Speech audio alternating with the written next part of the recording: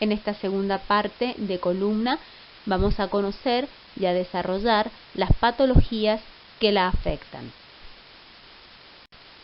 Las patologías pueden ser de causas congénitas, degenerativas, traumáticas, tumorales, infecciosas, inflamatorias. Comenzaremos desarrollando las anomalías o malformaciones de origen congénito. Muchas de ellas son asintomáticas y constituyen un hallazgo radiológico. Son leves y son consideradas variantes normales. Otras producen escoliosis, cifosis, como así también pueden asociarse con diversas anomalías o malformaciones costales, cardíacas, neurológicas, urinarias, digestivas, etc. Se diagnostican con radiografía. En los casos más complejos se estudian además con tomografía y resonancia magnética. El propósito de esta diapositiva es representar de manera esquemática y simplificada los diferentes grupos de malformaciones o variantes que podemos encontrar en columna. Existen las vértebras de transición o vértebras transicionales. Son hallazgos frecuentes sin valor patológico. Podemos encontrarnos también que exista una fusión incompleta del arco vertebral posterior de L5 y S1. Es un hallazgo frecuente, sin valor patológico, excepto que esté asociado a otras anomalías. Podemos encontrar también fallas en la segmentación de los cuerpos vertebrales. Puede existir una fusión de cuerpos vertebrales conformando una vértebra en bloque. Es decir, que ambas vértebras no logran separarse, quedan unidas, fusionadas y el disco o el espacio discal entre ambas queda muy pequeño, rudimentario. Otra falla en la segmentación son las vértebras en mariposa. Es una hemivértebra bilateral, como lo muestra el esquema de abajo. También puede existir hemivértebras, sería unilateral, pueden producir escoliosis y cifosis.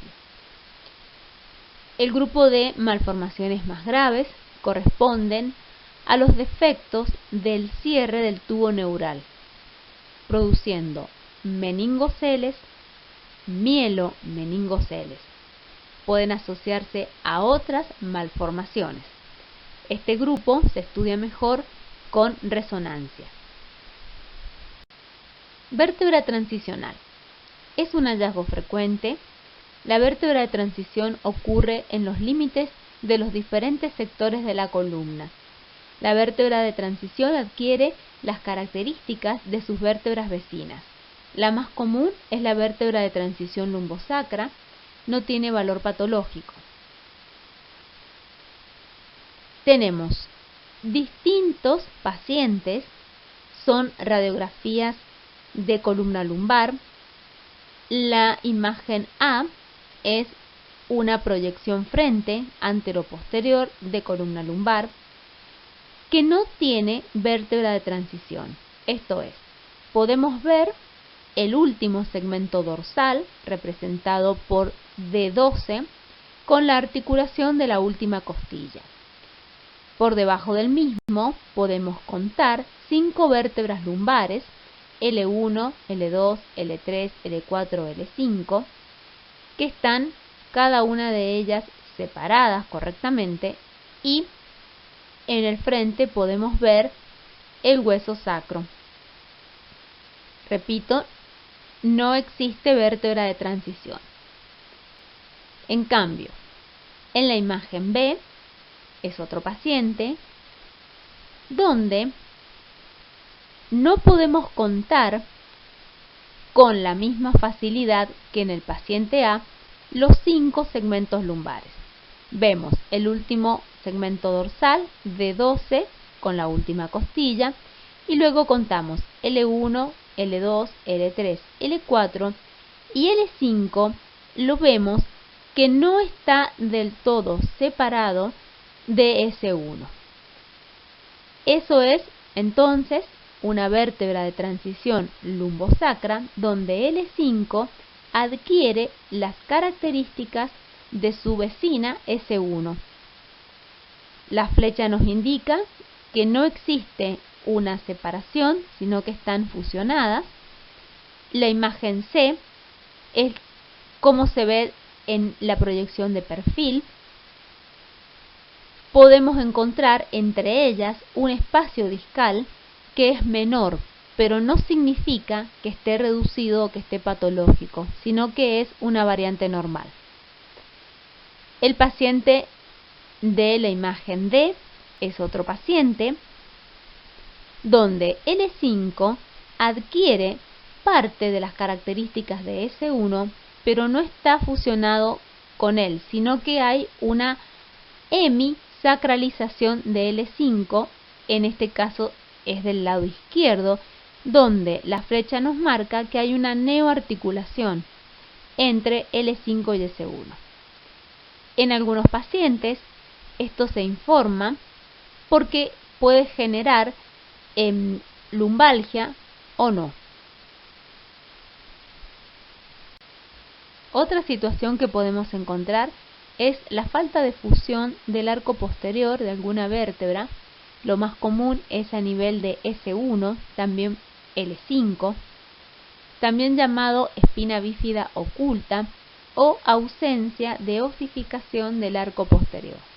Este es un hallazgo sin importancia clínica, excepto que se acompañe de alguna malformación. La imagen A podemos ver que no existe ninguna separación o ninguna falta de fusión en los elementos posteriores de la vértebra. Vemos L5, S1, que no existe ninguna alteración. La imagen A, vemos a nivel de S1 que existe una distancia, una separación que es pequeña, pero existe a nivel de la línea media. Eso es la falta de fusión del arco posterior de S1. Son variantes normales cuando son pequeñitas, como en este caso. El propósito es mostrarlas para que las conozcan, porque pueden encontrarse en algún momento que se informen en una radiografía y que el paciente pueda asustarse por la información de este hallazgo. Fallas en la segmentación. Recordemos que eran las vértebras en mariposa, hemivértebras. En este paciente es una resonancia magnética nuclear, un corte coronal. Este paciente tiene una escoliosis en columna dorsal que asocia múltiples malformaciones. Estamos viendo en las flechas, nos marcan vértebras en mariposa y múltiples hemivértebras. Las vértebras en bloque se refiere cuando dos o más cuerpos vertebrales quedan fusionados. Puede cursar con agenesia o con hipoplasia de los discos intervertebrales. Meningocele, mielomeningocele. En estos grupos de malformaciones, radiológicamente podemos ver separación de los pedículos en la región correspondiente. Puede existir ausencia o desarrollo incompleto de los arcos neurales, como así también de las apófisis espinosas. El mielomeningocele puede asociarse con otras malformaciones. La localización más frecuente es lumbosacra. También puede darse en otro segmento, como por ejemplo en la columna cervical. Se estudia con resonancia magnética, dado que aporta mayor información, sobre todo para la resolución quirúrgica. La ecografía nos sirve para hacer un diagnóstico prenatal. La imagen A es una resonancia magnética nuclear en secuencia T2 que nos muestra un saco en la parte posterior de la columna que corresponde a un mielomeningocele. Esa imagen, en su interior, se ve tejido neural que se ve como una imagen hipointensa. La imagen B corresponde a un mielomeningocele lumbar, también es una secuencia en T2. El líquido cefalorraquídeo lo vemos entonces dentro de este saco hiperintenso. Escoliosis. Un trastorno frecuente, benigno, es la escoliosis, que se define como la curvatura lateral de la columna en el plano coronal. La más común es la escoliosis idiopática o del adolescente. No se conoce la causa. Menos frecuente son las escoliosis secundarias a malformaciones vertebrales, a enfermedades neurológicas, a neurofibromatosis, a secuelas traumáticas o tumorales. Se estudian con radiografía panorámica de la columna vertebral, que se llama espinograma, frente y perfil. El espinograma es una radiografía que muestra la columna completa, permitiendo así medir ángulos para valorar los grados de la curvatura de escoliosis.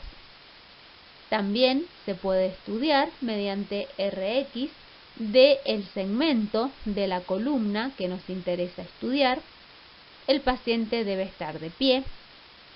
También podemos estudiar mediante tomografía o resonancia, sobre todo para los casos complejos, y valorar el prequirúrgico. Vemos ahora un espinograma obtenido en distintos pacientes. Proyección de frente y perfil. Podemos ver entonces una visión panorámica de toda la columna. El paciente tiene que estar de pie. Vemos ahora 3 pacientes distintos con distintos grados de escoliosis. Vemos pacientes con radiografías de columna lumbosacra frente, donde el paciente de la imagen A tiene una ligera, una mínima escoliosis levoconvexa lumbar. El paciente B tiene una escoliosis lumbar levoconvexa. ¿Por qué llamamos levoconvexa? Decimos que es levoconvexa porque la convexidad de la curva de escoliosis está hacia la izquierda del paciente. La imagen C es un paciente que tiene una escoliosis lumbar dextroconvexa, porque la convexidad de la curva está hacia la derecha del paciente. Para establecer la severidad de la curva de escoliosis, existen distintos métodos para medir el ángulo de curvatura. Esto se hace con un espinograma y se le debe solicitar específicamente al radiólogo la medición de estos ángulos. El método más usado es el método de Cobb, que consiste en trazar una línea que va por el platillo vertebral superior de la vértebra límite superior de la curva y otra línea que pasa por el platillo vertebral inferior de la vértebra límite inferior de la curva. Luego desde allí se trazan perpendiculares y cuando se cruzan esas perpendiculares se determina el ángulo que conforman. Esta diapositiva nos muestra diferentes pacientes con distintas escoliosis. Por ejemplo, el paciente de la imagen A es un paciente que tiene una escoliosis dorsal y cervical. Es una tomografía, un corte coronal, vista con ventana ósea. El paciente tiene una escoliosis dorsal levoconvexa y cervical dextroconvexa. Asocia malformaciones hemivértebras. El paciente de la imagen B es otro paciente que tiene una escoliosis dorsal dextroconvexa y la imagen de al lado es una reconstrucción 3D de la misma. El paciente de la imagen C es un paciente con una escoliosis lumbar levoconvexa, es una reconstrucción en 3D del tomógrafo, y el paciente de la imagen D es una resonancia magnética, también es un corte coronal y es la misma imagen que veíamos antes, que tiene hemivértebras y vértebras en mariposa. Alteraciones de la curvatura en el plano sagital. Recordemos que en condiciones normales nuestra columna posee curvaturas fisiológicas, las cuales son suaves. Una lordosis a nivel cervical, cifosis dorsal y lordosis lumbar. Una alteración en alguna de ellas representa una curva anormal. La más común es la cifosis, que es una deformidad con aumento de la concavidad anterior. Puede ser curvilínea o puede ser angular, focal. Es más frecuente en la región dorsal. Puede ser causada por múltiples eventualidades. Puede ser secundaria a poliomielitis, a neurofibromatosis, malformaciones vertebrales, secundaria a osteoporosis, secundarias a fracturas, fracturas por compresión, tumores, tuberculosis, trauma, pero la más frecuente, la más común, es la cifosis juvenil. Enfermedad degenerativa. Patología muy frecuente, es una enfermedad que compromete el disco y las vértebras adyacentes. Su frecuencia aumenta con la edad, a partir de los 40 años y en forma creciente. La enfermedad discal puede ser asintomática o producir dolor en un sector de la columna e irradiarse a los miembros por compromiso radicular. La degeneración del disco inicia el proceso y puede acompañarse o no de hernia de disco. Junto con la patología discal se desarrollan cambios artrósicos en las vértebras vecinas.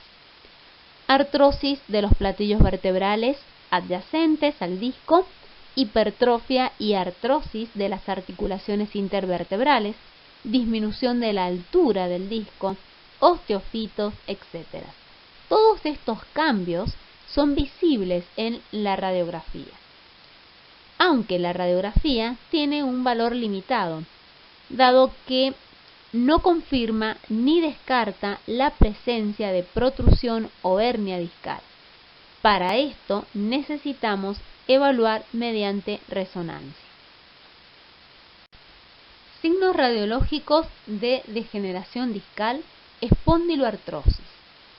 Podemos encontrar disminución de altura del disco intervertebral o disminución del espacio discal, también lo llamamos pinzamiento, la presencia de osteofitos, también llamados espondilosis, que son excrescencias óseas que se producen en los márgenes de los cuerpos vertebrales con un desarrollo en pico horizontal, esclerosis marginal, esclerosis de los platillos vertebrales adyacentes a ese espacio discal, alteración en la alineación vertebral o una leve desalineación vertebral. También podemos encontrar gas en el interior del disco, a eso lo llamamos neumodisco o disco vacuo. Lo podemos ver con radiografías y tomografías. Este último signo, el neumodisco, no está representado en estas dos imágenes.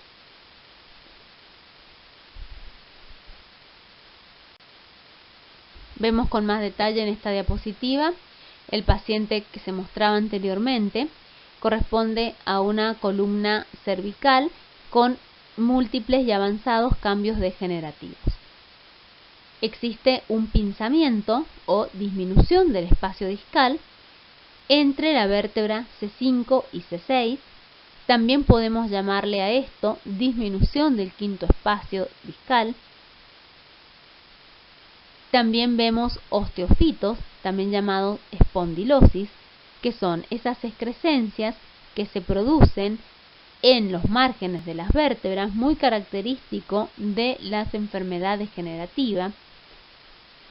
También vemos cambios artrósicos con esclerosis y disminución del espacio articular entre ellas, de las articulaciones interapofisarias o intervertebrales posteriores, también llamadas artrosis facetaria. También se desarrolla cambios esclerosos o esclerosis en los platillos vertebrales adyacentes a ese espacio discal, y también vemos una alteración, una desalineación posterior de los cuerpos vertebrales C5 y C6 de causa degenerativa. Eso podemos llamarlo una retrolistesis. Es decir, es un desplazamiento en sentido posterior de esos dos cuerpos vertebrales. No siempre van a estar presentes. En este caso, este paciente sí los desarrolló. Cambios degenerativos espondiloartrósicos. Vemos en pantalla 3 pacientes distintos con enfermedad degenerativa en la columna lumbosacra. Estos pacientes tienen entonces como signos de degeneración osteofitos, tienen disminución o pinzamiento de los espacios discales.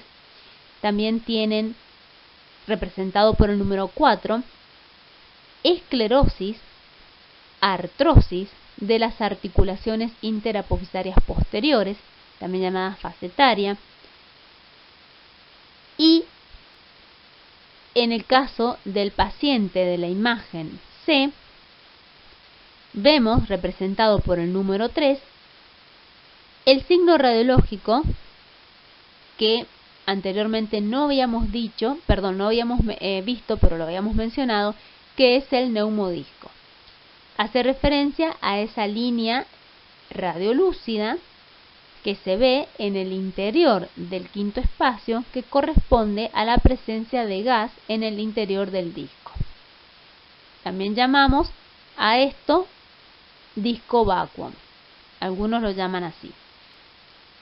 El paciente de la imagen B, la flecha azul nos marca que si nosotros miramos la alineación posterior de los cuerpos vertebrales, vemos que a nivel de L4 y L5 hay un pequeño escalón o una alteración en esa alineación posterior. Esto se llama listesis, es decir, hay un desplazamiento de una vértebra con respecto a la otra, de causa también degenerativa.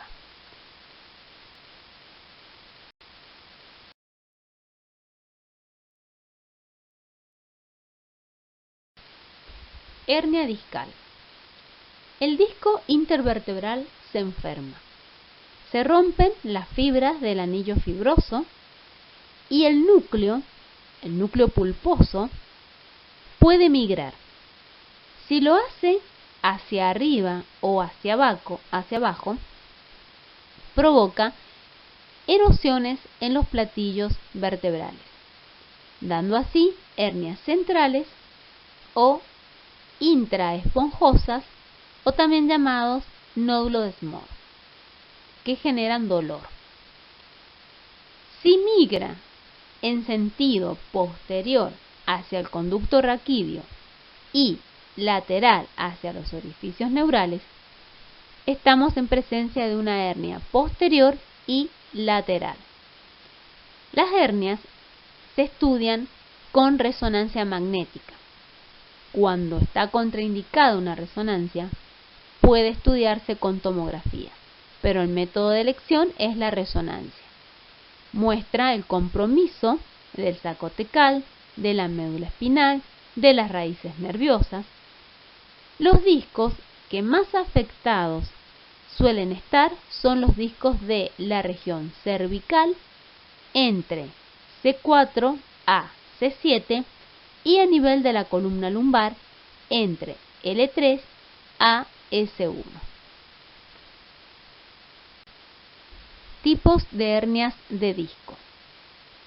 Este esquema representa una manera fácil, esquemática, de sintetizar las distintas hernias de disco.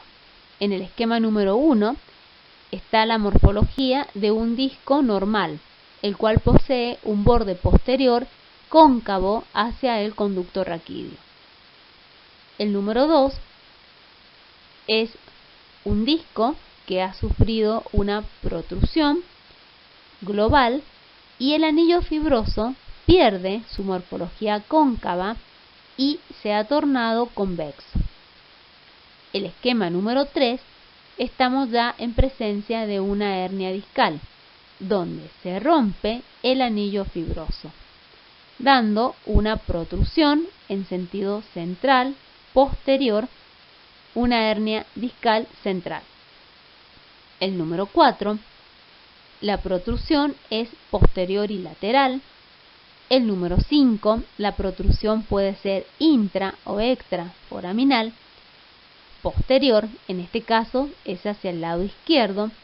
Y el esquema número 6, que es el grado más avanzado, en este caso ya hay material extruido que puede quedar libre por el conducto. Vemos ahora pacientes que padecen hernia discal. La imagen A y B corresponden a resonancias de columna lumbosacra con un plano o una visión sagital. La A es una secuencia T1, la B es una secuencia T2, y este paciente padece un proceso degenerativo y una hernia en el quinto disco lumbar o disco lumbosacro. Si vemos en la secuencia T2, podemos observar que el disco ha sufrido un proceso degenerativo, está deshidratado, se ve hipointenso con respecto a los discos adyacentes superiores que están normales. A su vez, la flecha nos marca una protrusión en sentido posterior que representa una hernia discal.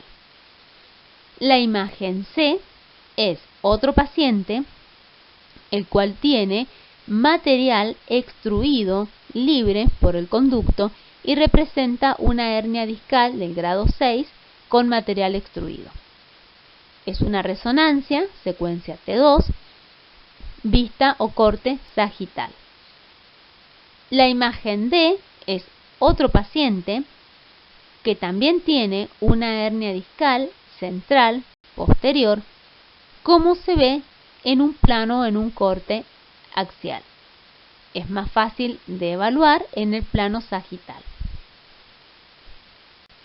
Espondilolisis.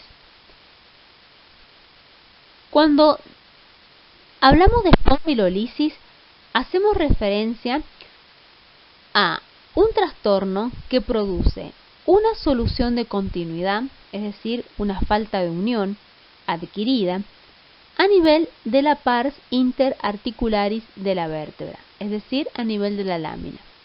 Esta solución de continuidad puede ser unilateral o bilateral. Se asocia, produce lumbalgia crónica y otras veces es un hallazgo casual. Se cree que es el resultado de traumatismos reiterados en la edad temprana. Puede acompañarse o no del desplazamiento anterior de la vértebra, es decir, listesis. Decimos listesis al desplazamiento en sentido anterior de una vértebra con respecto a la inferior. Llamamos a esto anterolistesis. Si no aclaramos qué es anterolistesis y solamente decimos listesis, se sobreentiende que es el desplazamiento anterior de una vértebra con respecto a la inferior adyacente. Es frecuente la espondilolisis a nivel lumbosacro, L5, S1. También a nivel L4, L5. Radiológicamente se observa una línea radiolúcida vertical en la pars interarticularis que en las proyecciones oblicuas es la que produce el collar al perrito escocés.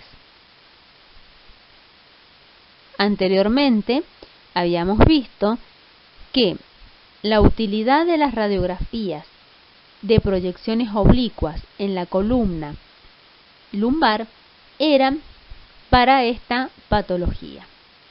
Fundamentalmente se usaba para esto, que la superposición de las estructuras de la vértebra en esta proyección oblicua conformaban la silueta de un perro. Por ejemplo, la imagen C, que es una radiografía oblicua izquierda, vemos los perros, los distintos perritos, con una morfología normal. Su cuello es continuo, mientras el paciente de B tiene, donde marca la flecha, donde está la línea discontinua de puntos, vemos que a ese nivel existe una línea, un trazo radiolúcido, una solución de continuidad que le genera un collar a ese perrito. Eso es el signo radiológico de la espondilolisis. El paciente de la imagen A, la flecha nos marca en la línea discontinua de puntos que también existe una solución radiolúcida, una solución de continuidad, una línea radiolúcida, también a nivel de la lámina en L4. También es espondilolisis. En este caso puede verse sin la necesidad de una radiografía en proyección oblicua.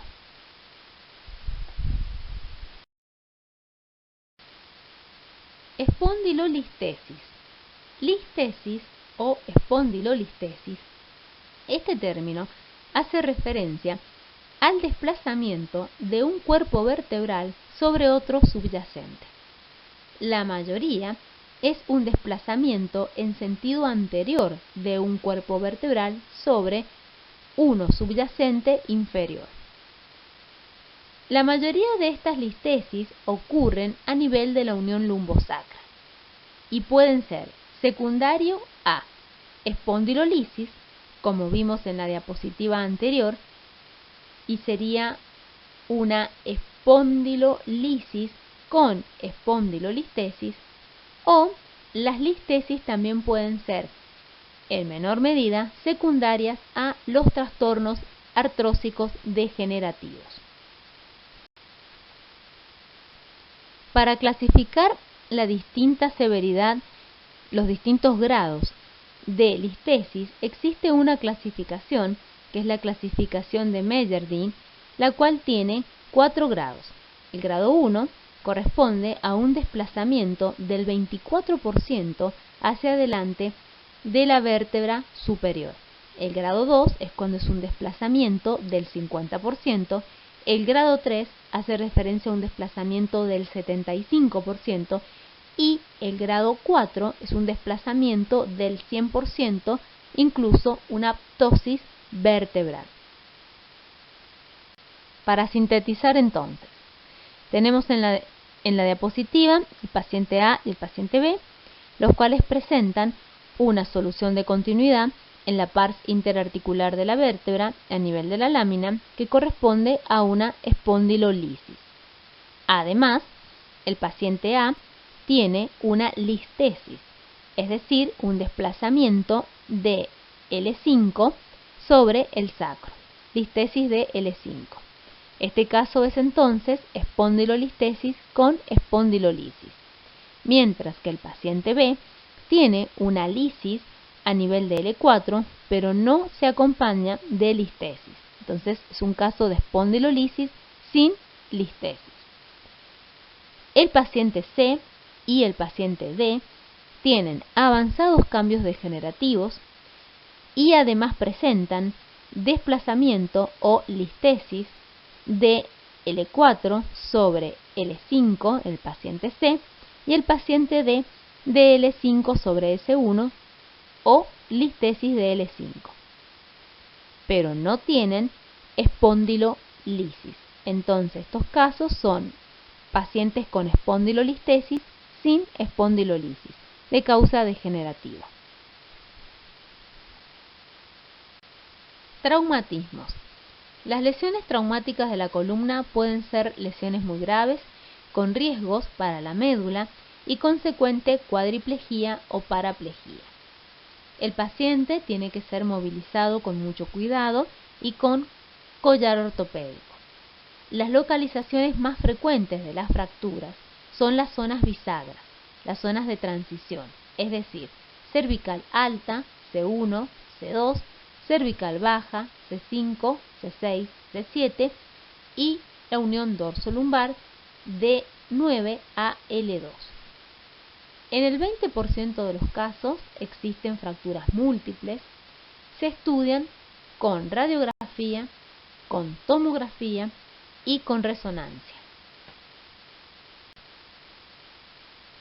Traumatismos. RX. En radiografías debemos buscar ante un traumatismo la presencia de desalineamientos, alteraciones en la alineación de los cuerpos vertebrales, aplastamientos, fracturas, trazos radiolúcidos que sugieran fracturas, luxaciones, alteraciones en las curvaturas fisiológicas, aumento de los tejidos blandos perivertebrales que sugieran hematomas.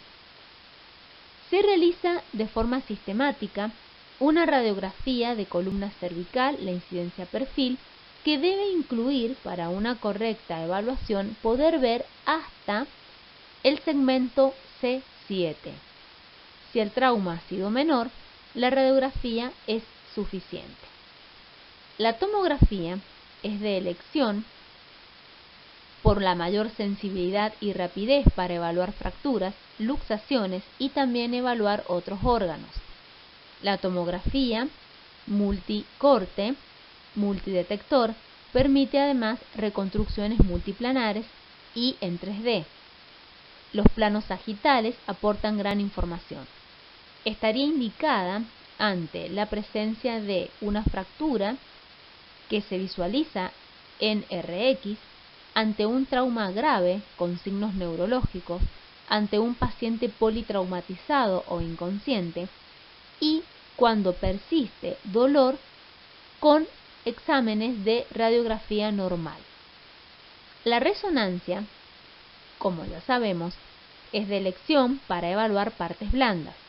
Examina médula espinal, raíces nerviosas con mayor precisión. También para ver la existencia de lesiones ligamentarias o fragmentos óseos o hematomas que puedan comprimir la médula espinal. También para valorar la presencia de hemorragia o una mielopatía hemorrágica o no hemorrágica. Recordemos que hay diversos mecanismos y tipos de fractura. Puede tratarse de una lesión relativamente menor o muy grave. Hay que examinar cuidadosamente la forma y la alineación de los cuerpos vertebrales, de cada cuerpo vertebral. Solo un borde puede ser el fracturado. Puede también haber una pérdida del espacio discal o desplazamiento vertebral, dependiendo de la gravedad del trauma y de la integridad del complejo disco-ligamentario.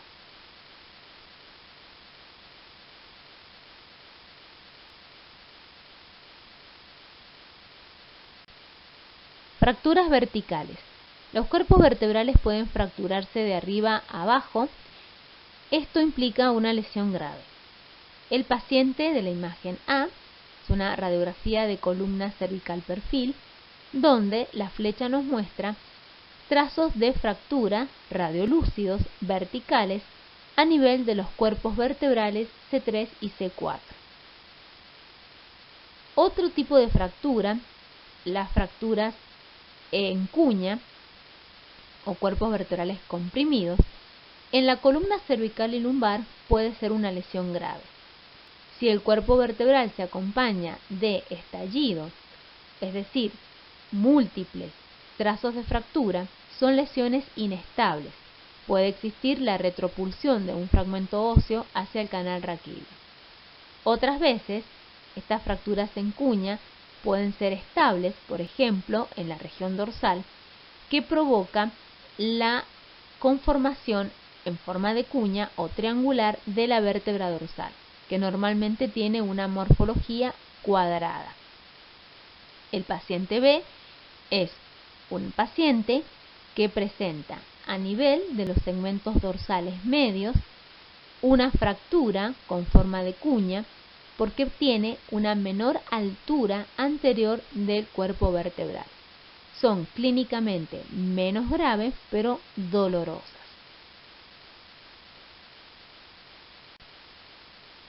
Vemos ahora distintos pacientes con fractura, luxación. La radiografía del paciente A tiene una fractura con luxación de C3 sobre C4. El paciente B presenta una fractura con luxación de C4 sobre C5. El paciente C tiene una fractura luxación de C2 sobre C3.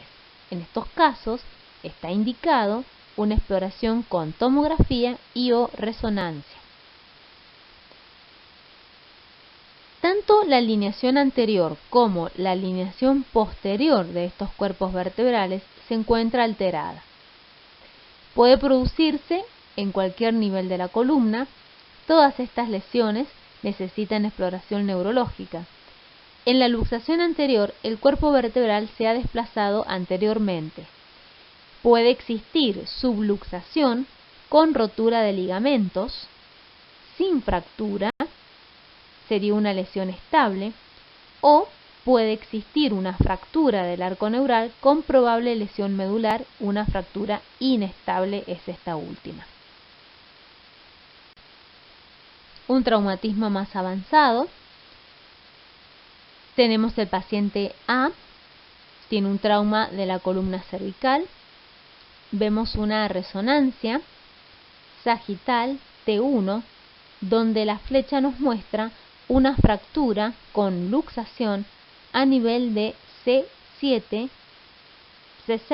C7, con desplazamiento que provocó una ruptura, una sección medular.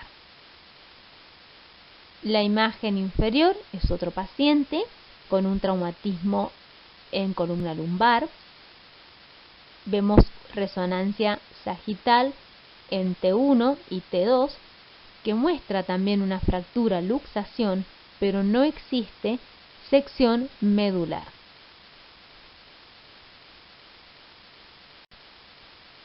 Otro paciente con un trauma en columna cervical. Vemos en pantalla una resonancia magnética, corte sagital, proyección sagital, T2. Muestra fractura a nivel del cuerpo de C5 con compresión medular. La médula además presenta imagen hiperintensa en su interior compatible con traumatismo, con hemorragia.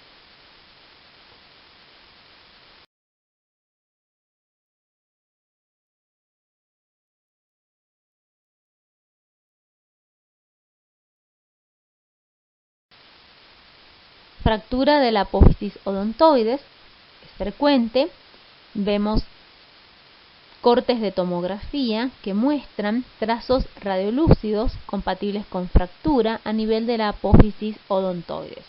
La primera imagen, que tiene la flecha, muestra un desplazamiento posterior del fragmento óseo. El otro corte, el corte sagital y el corte coronal, vemos también una solución de continuidad. La cortical está discontinua, una solución de continuidad en la apófisis odontoides compatibles con fractura.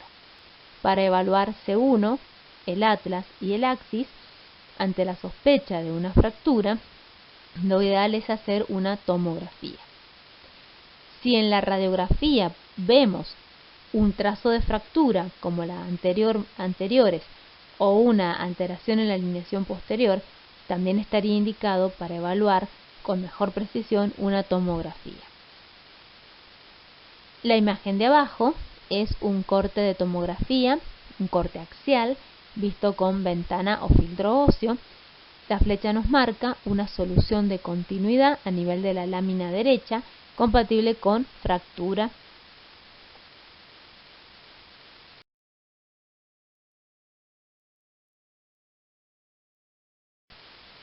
Fracturas por osteoporosis. La osteoporosis es una enfermedad generalizada que genera una pérdida de la densidad ósea. Las trabéculas del hueso esponjoso disminuyen en número y en grosor, el hueso cortical se adelgaza y se genera una fragilidad ósea que predispone al desarrollo de fracturas. Las manifestaciones en radiografía es tardía. Se necesita una pérdida del 20% de la masa ósea para detectar cambios y se detectan entonces en enfermedad avanzada.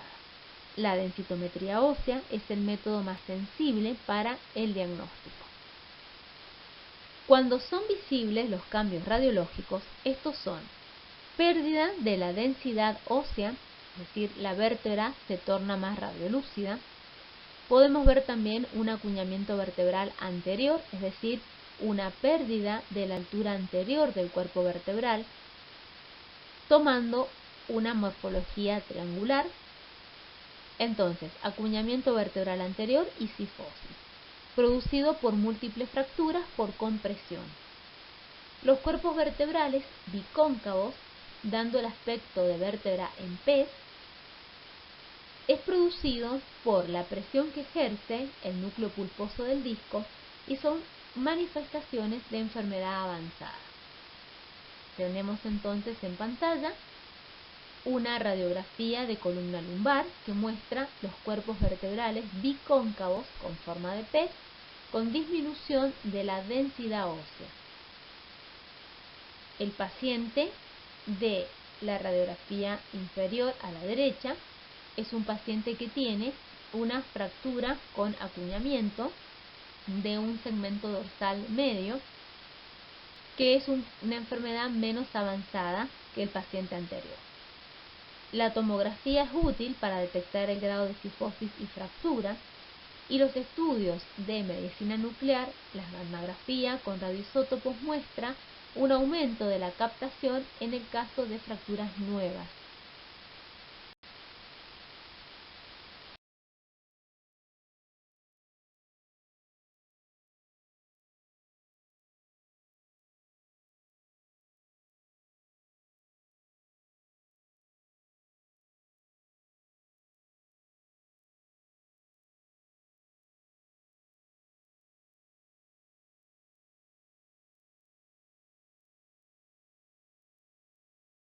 Resumiendo esta segunda parte de la clase, hemos visto hasta aquí algunas de las patologías prevalentes. La patología tumoral e infecciosa la vamos a desarrollar en la parte número 3. La radiografía está indicada ante un paciente con dolor, con traumatismo o para mostrar patología artrósica, pero no es confiable para mostrar, por ejemplo, patología de hernia discal o de partes blandas. La resonancia se reserva para casos complejos, para traumatismos o cuando hay signos de déficit neurológicos dolor persistente y ante la sospecha de una patología infecciosa o tumoral.